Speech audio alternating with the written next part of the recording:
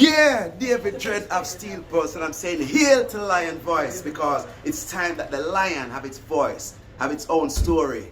Says I'm stepping out here. Hear me now. Yeah, the lion's voice. Raw. I'm going to take the month of July and we're going to go deep into the birth of His Imperial Majesty Emperor Haile Selassie I. The Rastafari community were around the world were busy planning July 23rd celebration. So this whole month is really just about the glory and the majesty of Emperor Haile Selassie I, what that means to us as Rastafari people. And I always pondered to myself from when I was a young Ras, when you think about the name Tafedi or Tafari, as we say in Jamaica, one to be feared or one to be respected or he who inspires awe. These are all translations. And you say, to give a baby that name, you know, obviously the father had a vision for that child. Or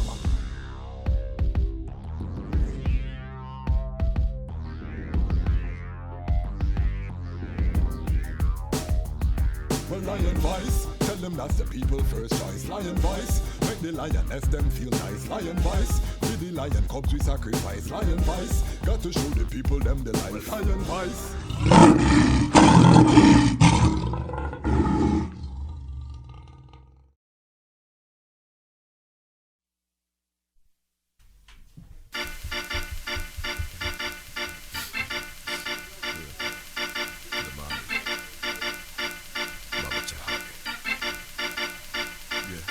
Tell them Lidj Tafari, tell them Haile Selassie I. When me tell them Lidj Tafari, tell them Haile Selassie I. When me tell them Lidj Tafari, tell them Haile Selassie I. When me tell them Lidj Tafari, tell them Haile Selassie I. The 23rd of July, born in a province named Harare, I burn them God from sky. Cause I know the prophecy is true, cause unto us the son was born 1892. He built the OAU, come break all chains. Tell them Tafari, was his name the same?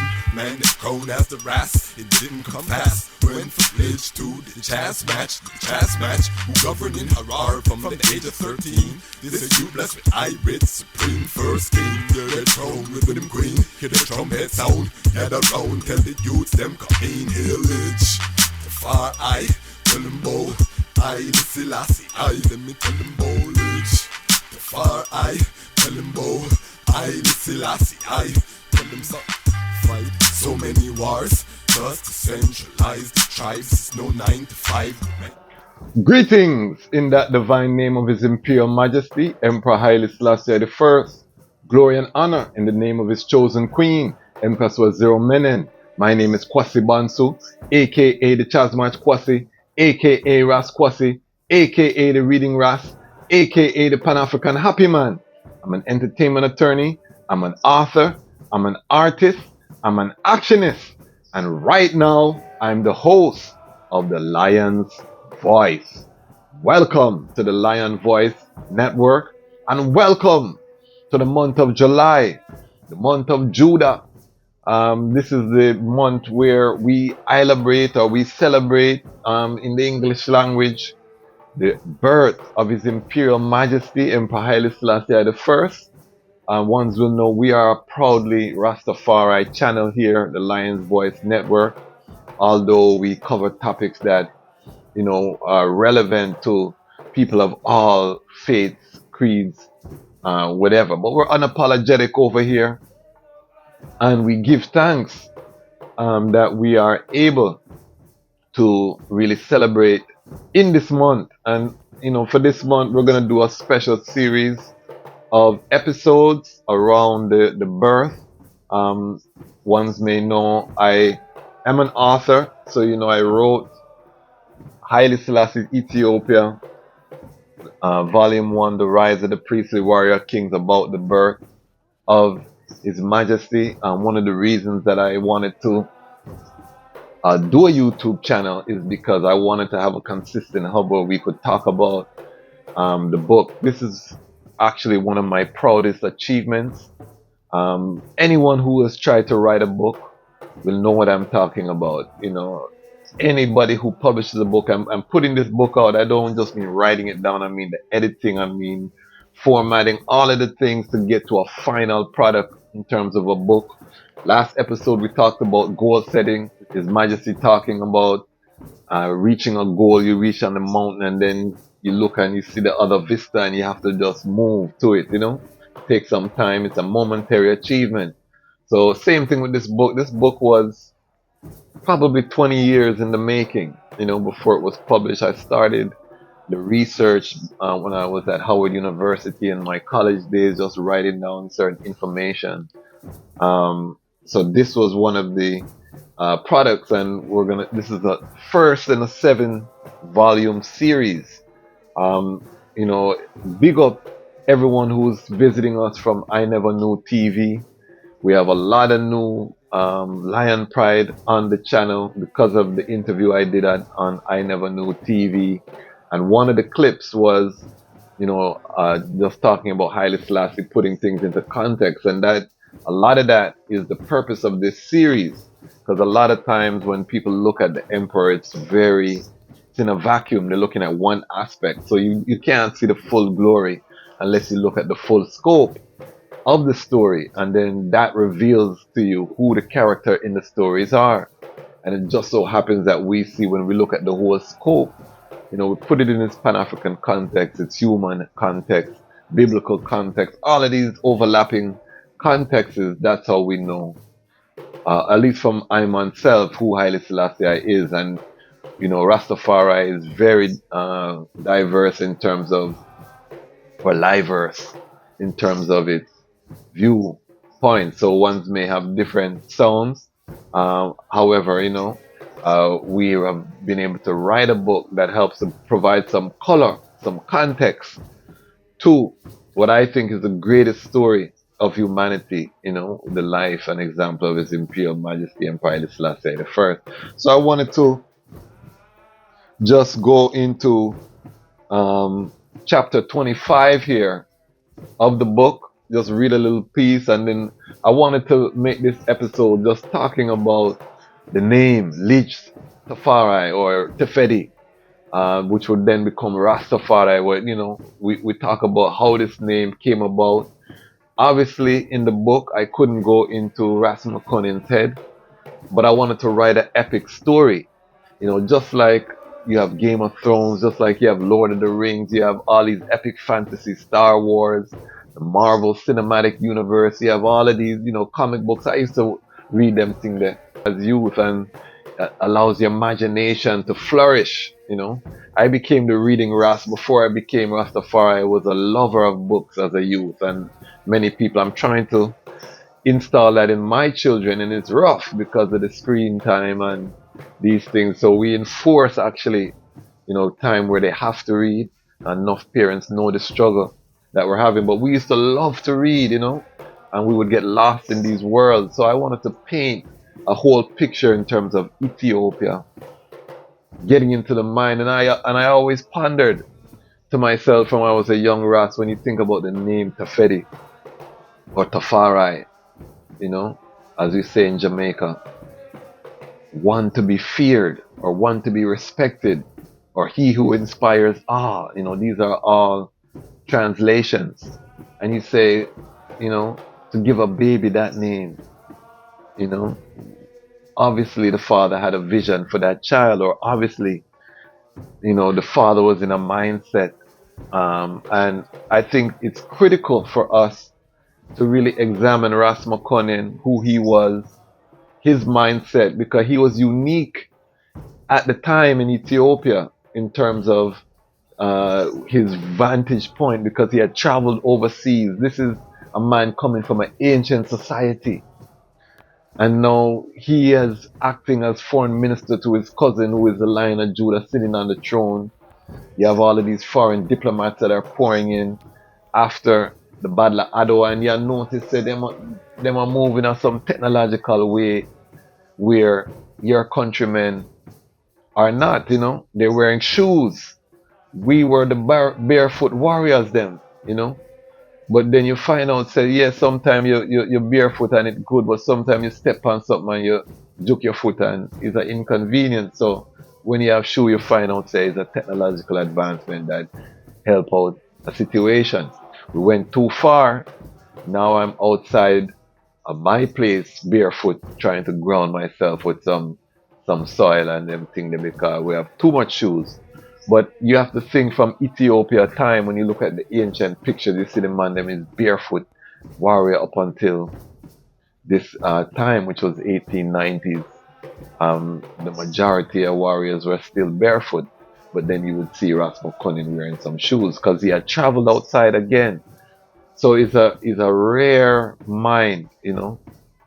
He was educated because he came up in a noble family, so he had the benefit of education and the value of education, which we'll see in future volumes as we write how we homeschool His Majesty, getting teach different teachers to teach different things. Abba Samuel, you know, Dr. Vitalien from out of the Caribbean, you know, we're gonna see all of the different influences on His Majesty. We're gonna look at that more closely in future volumes. But in this volume, we focus on the birth and again what Ras Makonnen mindset is. So I'm gonna just read the first paragraph from chapter 25, and then we're gonna just reason on it. I want to take this month and big up the Lion Pride. You know, if you subscribe, you're part of the Lion Pride. I'm gonna take the month of July, and we're gonna go deep into the birth of His Imperial Majesty Emperor Haile Selassie I. The Rastafari community were around the world were busy planning July 23rd celebration. So this whole month is really just about the glory and the majesty of Emperor Haile Selassie I, what that means to us as Rastafari people.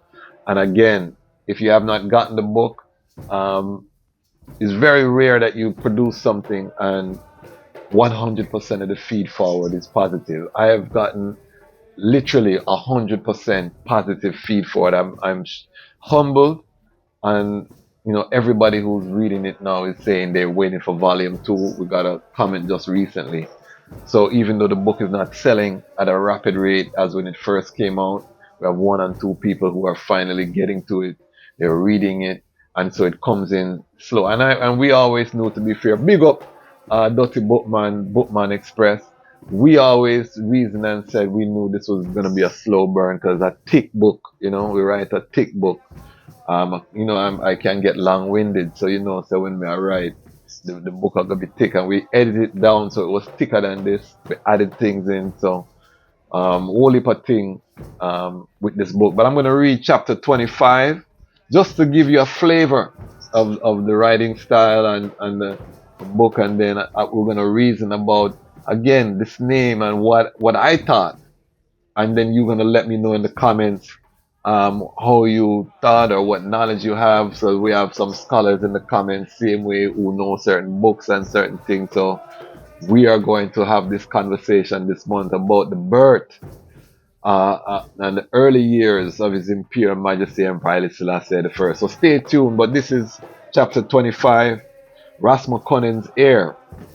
And I started it with Psalm 89, 35 to 37. And that psalm reads, "Once I have sworn by my holiness that I will not lie unto David. His seed shall endure forever. His throne as the sun before me. It shall be established forever as the moon and as a faithful witness in heaven." Selah. So that's Psalm 89. So that's again the covenant unto King David. Ethiopia being the only place on the planet that, you know, that justifies the statement. And this is why we say the throne seal now, none before, none after. The throne of David now, again, you see we come as Rastafari, so now the throne of David now lives in the hearts, according to the Christ tradition. Now, around the world, you know, this throne is now inhabiting the hearts of man.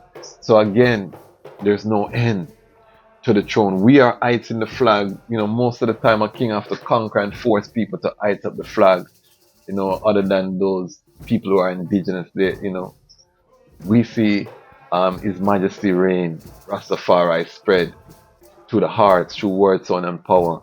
People heighting up to that sovereignty, the kingdom of the Most High descending from the heavens, from the thoughts, from the actions and the deeds is being manifest. So that's Psalms 89, but I just want to read the first paragraph. Every May, Ras Makonnen traveled with his family to the mountain village of Godo, escaping the many diseases that were common within the cramped confines of Harar at that time of year.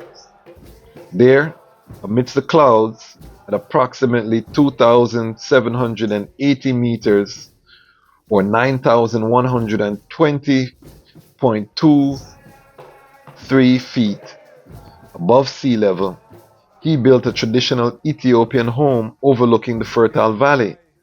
The air was thin, clean, and crisp, and Ras Makonnen could truly enjoy the beauty of the land that he had given his life to serve and defend. In 1892, he traveled to Goro early with his pregnant wife, Waziro Yeshimabet, and he prayed that the cleaner environment would provide better conditions for childbirth. Ras Makonnen loved Ethiopia as only a warrior who had fought for the land could. Having had the opportunity to travel abroad, he was just as aware as any of his fellow Ethiopians that his land was ancient, that her indigenous culture precious.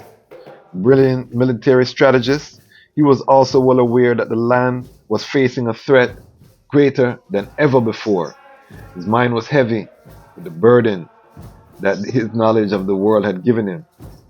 It was his total love for Ethiopia that made places like Godo so special to Ras Makonnen. In that setting, he was able to clear his mind and strategize in preparation to meet future challenges. So, we set in the stage, in terms of the mindset of how he ended up at Godo, that he goes there, during the sweltering part of the year where disease rampage in the city. So we see how Ras Makonnen went up there. He had a pregnant wife. We see all of the preparation, the mindset. Remember, he had gone abroad to Europe. He had seen the military displays, and he knew that what the capabilities were, but he knew that mechanized war. Because remember, these Ethiopians had fought at in many skirmishes, and in those days, you knew, because this was before the Battle of Adwa, but in those days you knew because the European guns were coming in to the country, and Menelik was purchasing them. Ras Makonnen was doing deals. They were trying to get as many as it was, because this is in time where you have some musket loaded guns, but then you also have the Gatling gun, you have certain other heavy machine gun and certain things. So people overstand. This is a different era, and technology has entered warfare in a way, probably since the bow and arrow, that it had not impacted the fate of a battle. So Ras Makonnen have all of this pressure on his mind, because remember, he's a foreign minister. Most of the Ras them, they're running their territory. Yes, they're getting the guns and them are trade, but they're enjoying their power. They're not thinking about the European. They want to preserve their independence. And this is why when I said, when you read about or you study His Majesty reign, what he was able to accomplish with the opposition, because remember, many of the Rastas didn't think that Ras Makonnen's bloodline had a strong claim to the throne, because he was coming from the female side. His mother was a daughter of King Haile Selassie, so he was coming through the female line, so a lot of people never feel like he had a strong claim. Emperor Menelik's father, King Haile Malakat, was a son of King Haile Selassie, so stronger claim to the throne, but he had no sons. So people weren't even studying, but they knew that Ras Makonnen, because he was so diligent, at this time, people who were studying Ethiopian politics never thought that Ras Makonnen had a real chance. It was whispered that Ras Makonnen could be the heir to the throne as someone that Menelik really had groomed from. He was a youth and diligent in all things, most trusted. But Ras Makonnen had no male heir. Ras Makonnen was just a dutiful general, emissary at that time in terms of foreign minister at that time. Nobody seriously, because people were looking at Ras Mangasha, who was the son of Emperor Johannes. They were looking at over in Gojam. They were looking at the different kingdoms the traditional Solomonic branches who would produce heirs or war for the throne. People were looking at the landscape and seeing would Menelik be able to hold, what was happening. So that is the temperature. Harar, where the emperor had just recently been conquered by same Ras Makonnen working with his cousin Menelik, the second. So the Muslim stronghold, he's trying to build bridges, building mosques, repairing, because there had been a lot of mismanagement by the ruling elite in Harar. So he's trying to come in, win the hearts and minds of the people. But yet you have a pregnant woman. So anytime we are moved through, he was made the governor of Harar, he's moving through with a heavy military complement. And we talk about that in the book, because we don't try pretty it up like it was all flowers and things. Ras Makonnen earned the respect of the people of Harar through his works. That's the type of man he was. Again, Rastafari man standard, it started from the father in the home, So either way you look at it, for I, you grew up at least until the age of 13 when Ras Makonnen died, with a strong father in the home. And then when we look at what Ismail's inherited, his father left him a legacy.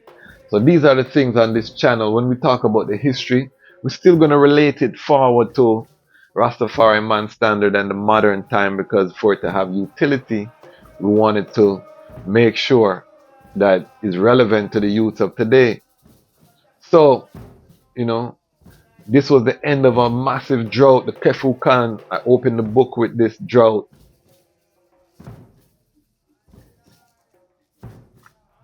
One of the most dreadful droughts in Ethiopian history. So we opened the book with that drought, and this is coming at the tail end, and now the heavens are opening, thunder and lightning. So when I'm meditating, I said, this is, the Most High inspiring the name and the word sound, because, when thunder is serious out there, it makes people tremble. So it's a sign, Tafari, one to be feared, one to be respected. He came with thunder. The first line in the book, Haile Selassie Ethiopia, is that his first cries were drowned by thunder. So that's the first line in the book. So just to show you the levels that we're dealing with. So again, you have to really just know that that the tradition. So when we talk about the Rastafari man standard, it's built on this history, this story. And that's why I wanted to tell the story, because we're not just coming out of thin air. We're coming out of a tradition, out of a knowledge and knowing, a revealing, a revelation of this connection to this unconquered space on the planet Earth that was inhabited by people who look like us, whose blood flows within us. From that time to this time, the cradle of all mankind, the cradle of Africa. And coming down through that, this child was born that would again stand in the gap, hold the breach, and that bridge from the ancient to the modern, so that we would have an unconquered pathway into Zion and the building and the rebuilding and the work that needs to be done right now. So join us here. I don't want to get too long. We're just getting started, month of July. This month is gonna be, again, the episodes dedicated to the birth of Lidj Tafari by the book. We're planning to do a reading club online where we read through the book. I've been working for some time. A lot of things are happening right now that have pulled me away, but we're gonna do a reading club, a collective read of the book. So make sure you get your copy. Before that, we'll try to launch that before the end of the year. We're gonna do live streams, different things for the people who love the book, want to read it in a collective so we can reason about the chapters, bring in new history. We'll take some notes. So if we do updated editions, then we can update. But we want to have that dialogue because a lot of people have read the book now. And again, we're getting the feed forward. So this month is Haile Selassie Ethiopian month. We're going to go into the book. We're going to go into the birth. So drop a comment. Let me know if you bought the book, if you enjoy the book. Send pictures too, because we love to share it, encourage others to read. You see the Reading Ras merch. We're bigging up the reading of physical books. You see the Dejazmatch with a book in his hand. So that is the symbol. You know, we're not firing a gun, we're not doing nothing like that. We're building the intellect, which is our greatest weapon against the coming beast and the coming calamity on mankind. So we give thanks. Because why? Because the time has come for the lions to tell our own story. And this is the Lion's Voice. Lion voice.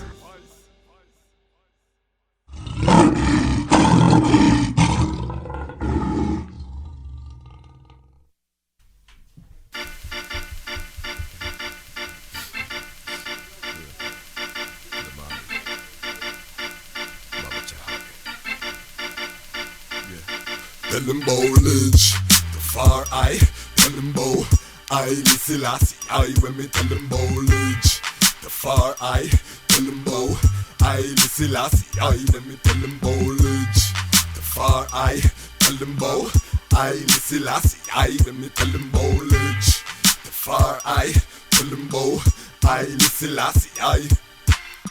The 23rd of July, born in a province named Harare, I burn them God from sky. Cause I know the prophecy is true, cause unto us the son was born 1892.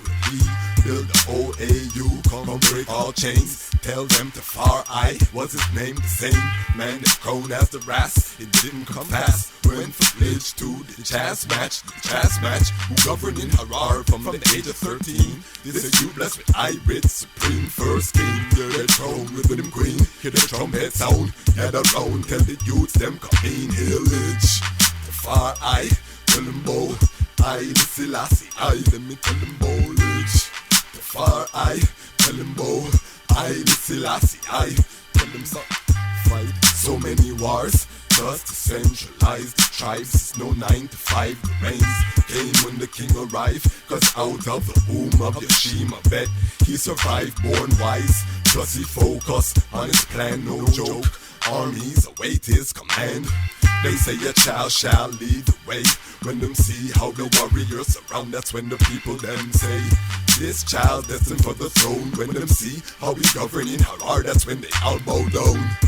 The government on his shoulders, Mussolini coming with his plan. He's preparing his soldiers, but his plan has to fail.